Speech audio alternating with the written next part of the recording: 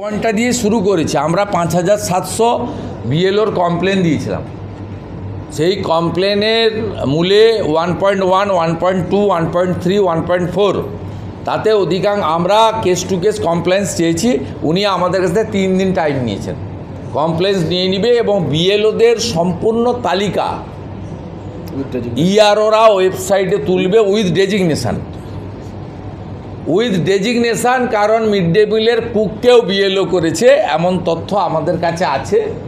আমরা দাবি করেছি যে উইদিন 24 আওয়ার্স সমস্ত ইআরও এবং এইআরওদের ডাইরেকশান দেওয়া হোক যে বিএলওদের তালিকা ওয়েবসাইটে তুলতে হবে, পলিটিক্যাল পার্টিকে দিতে হবে, নইলে আপনাকে সেন্ট্রালি এখানে দিতে হবে এবং পাশে ডেজিগনেশান দিয়ে দিতে হবে। অ্যাসিস্ট্যান্ট টিচার, কমপ্লেন্ট এমপ্লয়ি বা 1.1 না পাওয়া গেলে অঙ্গনওয়াড়ি কর্মী, প্যারা টিচার যা যা আছে দিতে হবে। আমাদের কাছে স্পেসিফিক তথ্য আছে, আমরা আজকে বলছি না, আগে ইলেকশন কমিশন আমাদের দিক, স্যাটিসফাইড করুক, তারপরে আমরা বলবো।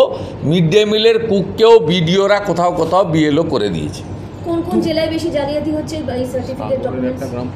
আমরা দক্ষিণ 24 পরগনা আগেই বলেছি, গোসাবার কেস হাইকোর্টে চলছে আপনারা জানেন, কাকদ্বীপ সাগরের তো আছেই, এটা আমরা কোচবিহারে দিয়েছি।